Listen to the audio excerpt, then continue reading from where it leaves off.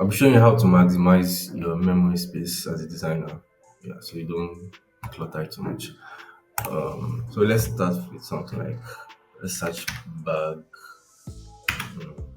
So you need the bag picture for your design. So it's quite easy. So let me come to the image panel. Yeah, so you probably want to use one of these pictures here for your design.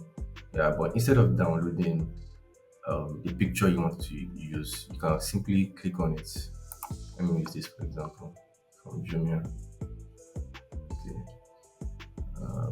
So instead of downloading, you just right click, copy image, and then let's go to Figma. Select where you want to place the image, either a frame or a shape.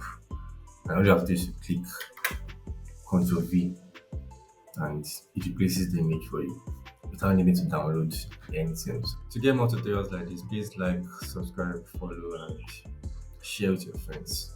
Thanks.